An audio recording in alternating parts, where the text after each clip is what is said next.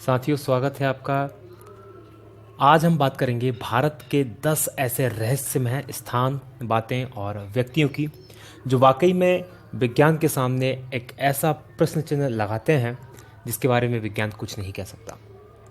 एक तरफ तो विज्ञान ने इतनी प्रगति कर ली है कि वो बहुत सारी बातों को रिवील कर रहा है, उन्हें बता रहा है अंतरिक्ष के क्षेत्र में, लेकिन ये बातें जो भारत के ऐसी हैं जिनके बारे में विज्ञान अभी भी मौन है, कुछ भी नहीं कह सकता। चलिए शुरू करते हैं। पहली, कोंगला दर्रा, लद्दाख। कोंगला दर्रा लद्दाख को एलियंस का घर माना जाता है। यदि कोंगला दर्रा लद्दाख की आप लोकेशन देखेंगे तो ये उस क्षेत्र में पड़ता है जो कि लद्दाख क्षेत्र में आता है। भारत और चाइना के बीच इसमें डिस्प्यूटेड है, इसलिए दोनों, ना तो ये भारत में पड़ता है अच्छे से ना चाइना में पड़ता है, और यहाँ पर पेट्रोलिंग ढंग से नहीं हो पाती। पूरा के पूरा बर्फीला ये क्षेत्र है और इस पूरे बर्फीले क्षेत्र में यहाँ के जो स्थानीय निवासी है उन्होंने कई बार अंतरिक्ष जीवों के गुप्त स्थापना स्थल के रूप में इसे देखा है। कई बार यहाँ यूएफओस आती हुई देखी है। यूएफओस मतलब वो चीज़ें जिन्हें कहते हैं अनआइडेंटिफाइड फ्लाइंग ऑब्जेक्ट्स, यानी जिन्हें उड़न तस्तरी के रूप में जाना जाता है। तो यहाँ के स्थानीय लोगों ने कई बार ऐसी तस्वीरें देखी हैं। इवन 2006 जून 2006 में गूगल सैटेलाइट के द्वारा भी एक ऐसी ही तस्वीर सामने आई है जिसमें एक ऐसा ही फ्लाइंग ऑब्जेक्ट इस क्षेत्र में दिखाई दे रहा है। तो ये है पहला मिस्टीरियस जगह, रहस्यमय स्थान। दूसरा, ताजमहल एक शिव मंदिर, तेजो महलाए। ये बहस बहुत पुरानी है। ताजमहल जो कि एक प्यार का प्रतीक है और कई जगह पूरे भारत का प्रतीक हो जाता है। भारत को विदेशों में रिप्रेजेंट करने के लिए इस तस्वीर का प्रयोग किया जाता है, लेकिन ये भी अपने आप में एक रहस्यमय और विवादित मुद्दा है कि ताजमहल वाकई में एक मकबरा है या एक शिव मंदिर।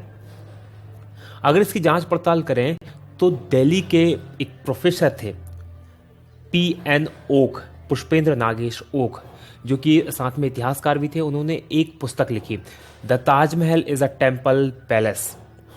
उन्होंने इसमें बताया कि ये जो ताजमहल है, ये जो इमारत है, ये जयपुर के राजा जयसिंह के अधीन थी, जिसको शाहजहां ने जबरन उनसे हथिया लिया था और थोड़े से इसमें बदलाव करके मकबरे का रूप दे दिया था, और जिसके परिप्रेक्ष्य में उनके द्वारा कई प्रकार के सबूत भी दिए गए हैं।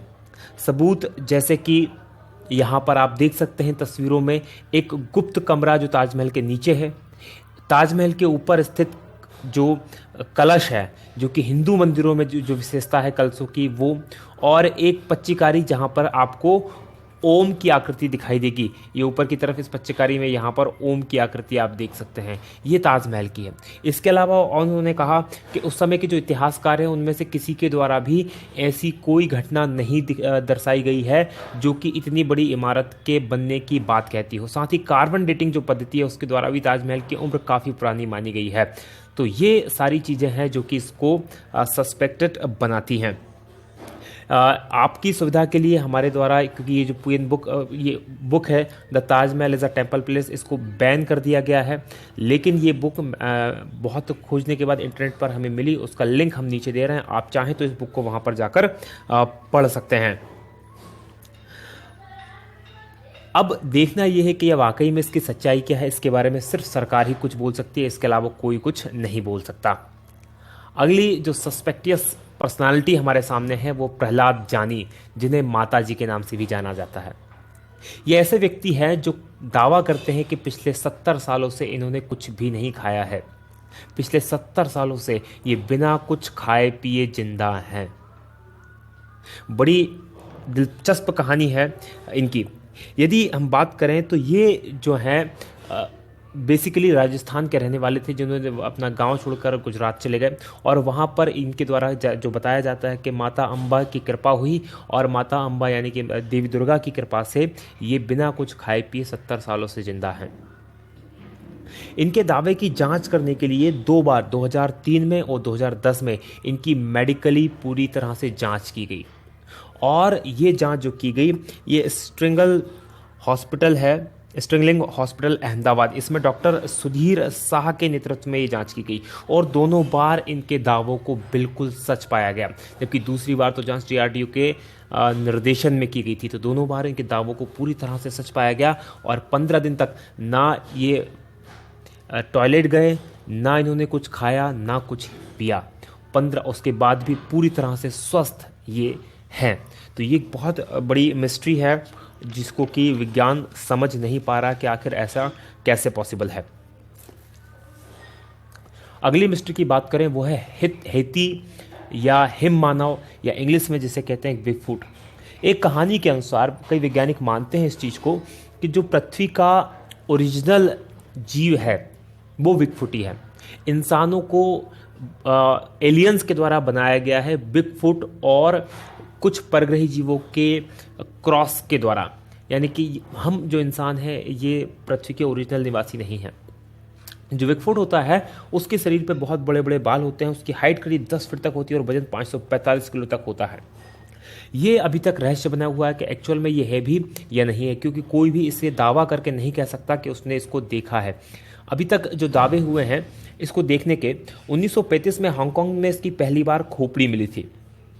साथ ही इसका उल्लेख जो है ऋग्वेद और सामवेद में भी आता है। 1951 में जब माउंट एवरेस्ट की चढ़ाई करने के लिए वहाँ पर एरिक सिम्पटन गए थे तो उन्होंने बर्फ पर बड़े बड़े पैरों के पद चिन्ह भी देखे थे और उन पद चिन्हों की तस्वीरें बहुत फेमस हुई बाद में और काफ़ी उस पर चर्चा भी की से बनी। 1953 में जो एडमंड हिलेरी और तेंजिंग नोर्गे ने भी इसी तरह के बड़े बड़े पद चिन्ह देखे थे और इसके बारे में तेंजिंग नोर्गे ने लिखा है अपनी आत्मकथा में कि उन्होंने ऐसे चित्र कई बार देखे हैं, लेकिन उनके पिता ने 2 बार अपनी लाइफ में हिम मानव को देखा था।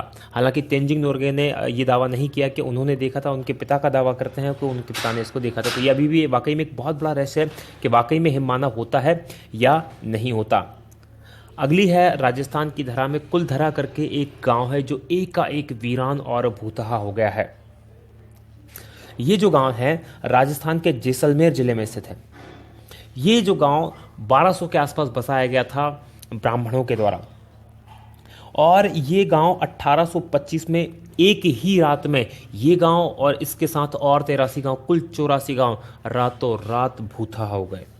इसके बारे में जो कहानी है वो कुछ इस तरह से है। ये जो गांव है यहाँ जैसलमेर रियासत के एक मंत्री जिसका नाम सालम सिंह था, उसकी नज़र यहाँ के गांव की मुखिया की बेटी पर पड़ गई। वो उसको प्राप्त करना चाहता था, उससे शादी करना चाहता था, जबकि वो 1 नंबर का अय्याश आदमी था और उसने गांव वालों को चेतावनी दी यदि उसको लड़की नहीं मिली तो गांव में इतना कर बढ़ा देगा कि उनका जीना मुश्किल हो जाएगा। बस इसी बात को लेकर एक पंचायत हुई और उस पंचायत में 84 गांव के जो लोग थे जो ब्राह्मण समाज के थे उन्होंने इकट्ठा हुए और उन्हें फैसला लिया कि हम राजा को वो बेटी नहीं, उस मंत्री को वो बेटी नहीं देंगे, उसकी इज्जत हम बचाएंगे। और रातों रात पूरा के पूरे 84 गाँव खाली कर चले गए और वो आज भी एज इट इज़ वहाँ पर सारी चीज़ें स्थित हैं।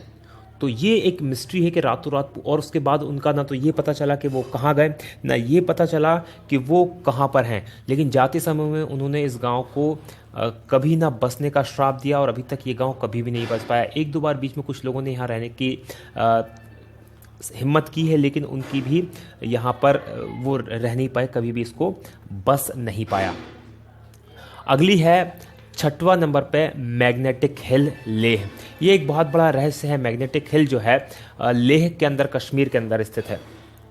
जहाँ पर यदि आप देखेंगे किसी ढलान पर आप गाड़ी खड़ी कर दें तो आप पाएंगे यदि आपने गाड़ी में हैंड ब्रेक या गियर नहीं लगाया है तो गाड़ी नीचे की ओर लड़क जाएगी या नीचे की ओर लुढ़केगी। लेकिन यहाँ पर इसका उल्टा होता है। यदि गाड़ी आपने न्यूट्रल में या बिना ब्रेक के या बिना न्यूट्रल में खड़ी कर दी तो यहाँ गाड़ी ढलान के नीचे की ओर ना लुढ़कते हुए ऊपर की ओर खींचेगी और लगभग वो भी 20 किलोमीटर प्रति घंटे की रफ्तार से तक ऊपर जा सकती है।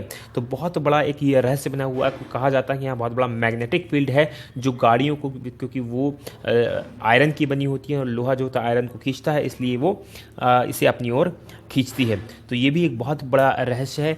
आप इन सब चीज़ों को गूगल पर देख सकते हैं, इनके बारे में पढ़ सकते हैं बहुत ईजिली। जितनी भी मैं चीज़ें बता रहा हूँ सब के सब गूगल के बेस में इनके ऊपर बहुत विस्तार से लिखा हुआ, आप इसको देख सकते हैं।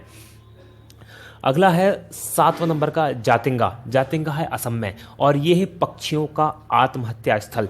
यहाँ पर पक्षी आत्महत्या करते हैं और बहुत बड़ी तादाद में करते हैं, इसलिए ये एक बहुत बड़ा प्रश्न चिन्ह बना हुआ विज्ञान के लिए भी। होता क्या है, मानसून के बाद जब सितंबर और अक्टूबर के महीने में रात के समय खासकर 6 बजे से 9:30 बजे के बीच में कई पक्षी यहाँ पर क्या होते हैं, जो प्रवासी पक्षी आते हैं या स्थानीय पक्षी भी जो होते हैं, शहर में जो या गांव जिसे कहा जाए उसमें जो लाइटें लगी उनकी ओर आकर्षित होते हैं और टकराकर मर जाते हैं। और ये घटना खासकर सितंबर और अक्टूबर में ही होती है, इसलिए बहुत बड़ा रहस्य का विषय बना हुआ है। इस पर कई समय तक रिसर्च की गई, लेकिन कुछ भी समझ में नहीं आ रहा कि आखिर ऐसा क्यों होता है। अगली बात करें, 8वीं है भानगढ़ का किला। ये एक भूतहा महल है। भानगढ़ का किला राजस्थान में स्थित है। ये अजबगढ़ अलवर राजस्थान में स्थित है।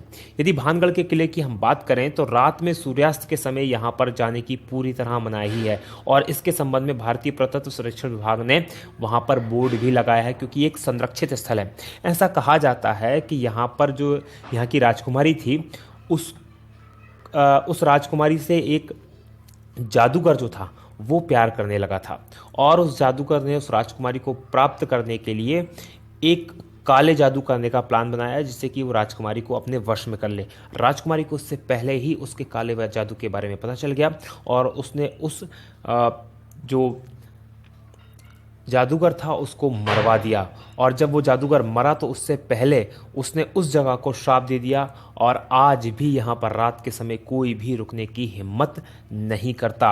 और कुछ लोगों ने यहाँ पर रुकने की, रात में, दिन में हालांकि टूरिस्ट के लिए खुला रहता है, लेकिन रात में रुकने की कोशिश की तो वो कभी भी लौट कर वापस नहीं आए हैं। अगली जो जगह है वो है लेपाक्षी मंदिर आंध्र प्रदेश। लेपाक्षी मंदिर आंध्र प्रदेश एक बहुत ही नायाब नमूना है मंदिरों का। बहुत शानदार स्कल्पचर यहाँ बने हुए हैं। ये यहाँ पर एक हवा में झूलता खंबा यहाँ पर स्थित है।